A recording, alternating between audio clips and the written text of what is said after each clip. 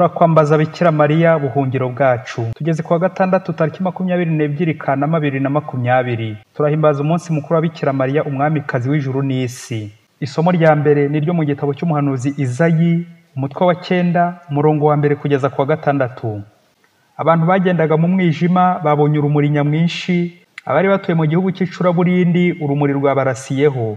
Wabagwirije neza, ubasakazaho ibyishimo, none bariho bariyereka imbere yawe, boshya bishimira umusaruro, banezerewe nk'abagabana iminyago, kuko abakijije umuzigo bari bikoreye, ingiga yabashenguraga ibitugu, n'ikiboko cyo bakoreshaga gahato warabijanjaguye, nko kuri wa munsi w'Abamadiyani. Inkweto zose z'intambara zarimburaga ubutaka, n'igishura cyose cyazirinzwe mu maso, byarakonkose boshye inkwi baroshye mu muriro.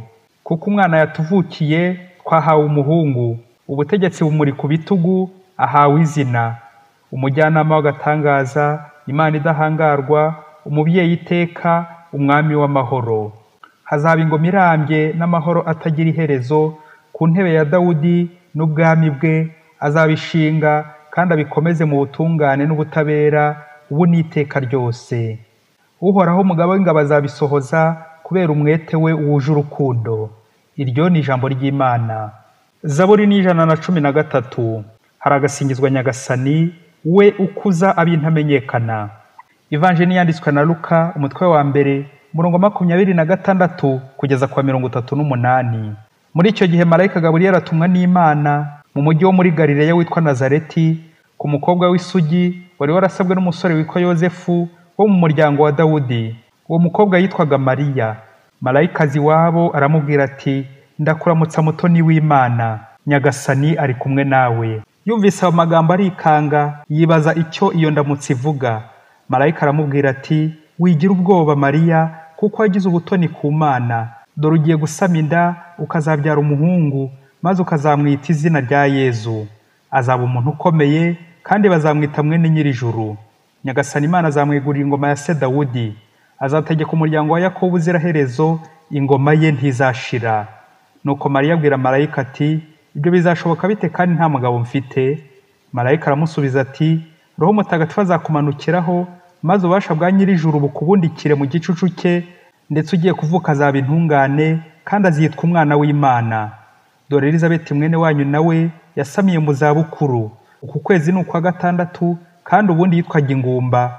Koko nta kinanira Imana. Mariya aravuga ati, ndi umuja wa Nyagasani, byose bimbeho nk'uko bivuze. Nuko marayika amusigaho aragenda. Iyo ni ivanjili ntagatifu. Bana ba Bikira Mariya nimwishime. Kuri uyu munsi wa Bikira Mariya Mwamikazi w'ijuru n'isi, wahuranye n'umunsi wo kuwa gatandatu wahariwe ubuyoboke kuri Bikira Mariya. Tugendeye ku masomo y'uyu munsi, turazirikana ku ngingo igira iti, byose ni ibya Yezu binyuze kuri Bikira Mariya. Ni ukuri bantu mutuye isi, ntihazagire ugira Bikira Mariya ishyari, ngo kuki twiha kumukuza, ngo kuki tumwita amazina ngo ni umwamikazi, n'andi amutaka, ngo kandi ari umuntu nkatwe, ngo mbese tuba turi kumuca iki? Bikira Mariya yahoze yiturije, nta cyubahiro yigeze asaba Imana, nta bantu yigeze asaba icyubahiro, ahubwo ni Imana kubera ubushake bwayo n'ubuntu bwayo yamuhaye icyo cyubahiro. Kubyara umwami w'ijuru n'isi Yezu Kristo, ntabwo ari we wabyihaye, ni Imana yabyishakiye.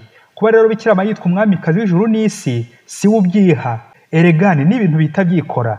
Kuba umwamikazi ni izina rihita ryizana. Ni nyina w'umwami, ni umwamikazi. Umvikane ko amazina yose ya Bikira Mariya n'ibyo akorera abantu byose byiza abikesha Yezu yabyaye. Nuko rero bana b'Imana, ntimugashwanire uwo mubyeyi, kuko byose ni ibya Yezu binyuze kuri Mariya. Tugiye kuzirikana ku bintu bibiri: impamvu tuyoboka Bikira Mariya kuwa gatandatu, no kunyura kuri Bikira Mariya ukagera kuri Yezu. Icya mbere twakwibaza tuti, kuki umunsi wo kuwa gatandatu weguriye Bikira Mariya? Hari aho byanditse muri Bibiliya? Umunsi umwe umwana yari ari kugenda arira cyane, ahura n'umugenzi amubaza impamvu ari kurira. Umwana aramubwira ati, mwarimu yampaye 0, yatwigishije ko 1 guteranya na 6 bingana na 7, kandi nari nabifashe neza. Nuko rero tugeze mu kizamini, nari niteguye ko aribyo agiye kumbaza. Arangije ashyiramo ubugome bukaze, arambaza ngo 6 guteranya na 1 bingana kangahe? Nge nsubiza ko atarabitwigisha. None yahise ampa 0. None ndi kugenda mushakisha ngo mubaze impamvu yampaye 0. Umugenzi ati, yego sha, komeza ushakishe. Umunyeshuri mwiza ni ukomeza gushakisha, akava ku ishuri agakomeza ashakisha mwarimu ngo amusobanurire kurushaho, kuko byose mwarimu ntiyabivugira mu ishuri. Komeza ushakishe. Bakristo bavandimwe, hari abantu benshi bemera Bibiliya ku ruhande rumwe, ariko bakaza kugwa mu buhakanyi ku rundi ruhande, ngo bitanditse muri Bibiliya ngo ntibabyemera, ngo nta mpamvu yo kubikurikiza. Twibuke uko umwanditsi Yohana asoza ivanjiri ye, ayisoreza kuri komeza ushakishe, ati hari n'ibindi byinshi Yezu yakoze, babyanditse bakabirondora, byose ngira ngo ibitabo byakwandikwaho ntibyakwirwa isi. Amen. Komeza ushakishe. Nubwo ubuyoboke kuri Bikira Mariya, ishapure, rozari n'indi minsi mikuru bitanditse muri Bibiliya uko tubihimbaza, ariko ishingiye muri Bibiliya. Ni muri komeza ushakishe. Hari impamvu nyinshi zatumye Kiliziya yegurira umunsi wo kuwa gatandatu ubuyoboke kuri Bikira Mariya, tugiye guhinira muri eshatu. Rimwe, la création. Ku Mana kurema bingana gucungura, créer c'est sauver. Nk'uko twabizirikanye mu ivanjiri, mu gucungurwa kwa muntu Imana yanyuze kuri Bikira Mariya igihe marayika aje kumubwira ati ndakuramutsa mutoni w'Imana, dore ugiye gusama inda ukazabyara umuhungu, azaba umuntu ukomeye kandi bazamwita mwene nyir'ijuru. Amen. Imana yasoje iremwa création kuwa gatandatu, iruhuka ku munsi wa karindwi, kandi mu ntumbero y'iremwa finalité ni ugucungurwa bikozwe na Yezu ubyarwa na Bikira Mariya.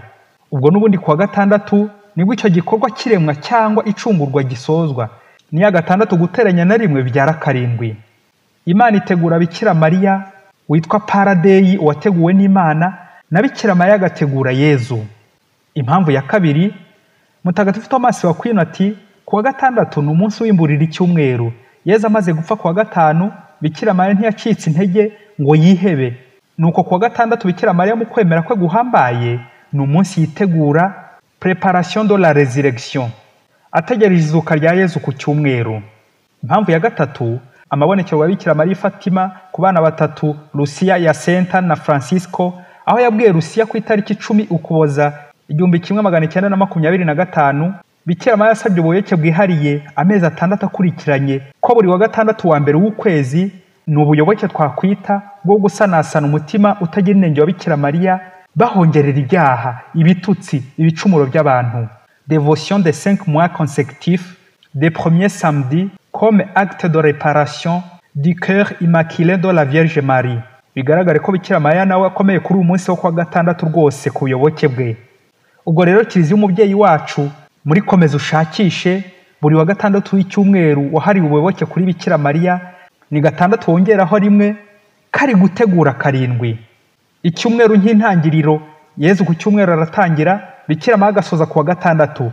Ni ya ndirimbo igira iti twambariye urugamba duhore turi maso, Kristo umugaba wacu turangaje imbere, na Mariya turi imbere ye, twambariye urugamba. Bavandimwe, iyo Yezu turi imbere, Bikira Mariya atujya inyuma asoza, tukajya hagati, ntacyo tuba, nta bwoba.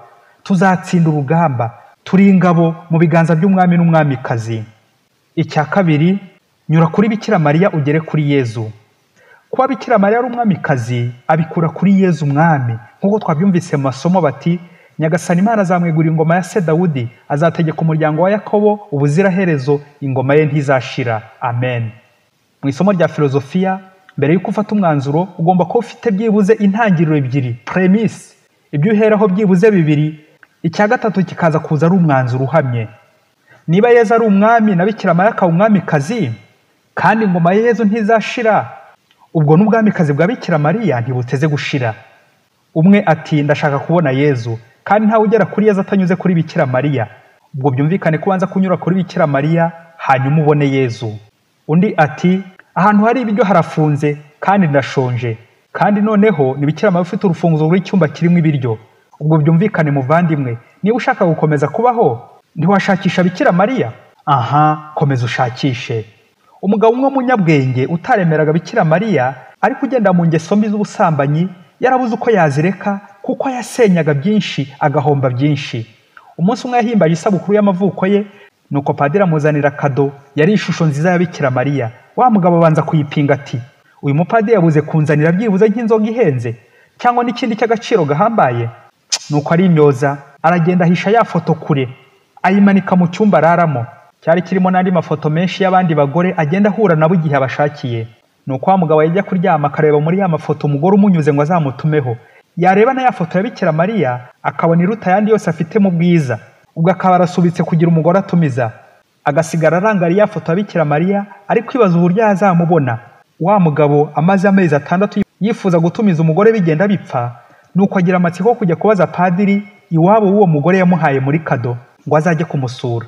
Padiri aramubwira ati niba ushaka ko nkurangira iwabo w'uyu mugore, niba ushaka kandi ko yaza kwemera mukabana, ni ikintu kimwe yagusaba, kumukunda wenyine, ubwo ugasezera abandi bose, ugasezera ingeso mbi y'ubusambanyi, kuko uriya mugore ntakunda ubusambanyi, ariko amenye ko waburetse yakwemera mukabana. Nuko wa mugabo ati nukuri maze amezi 6 ncitse kuri iyo ngeso kubera iriya foto wampaye, ndayireba nkabona ariyo nziza kurusha iz'abandi bagore ntunze, ngahita mbazinukwa.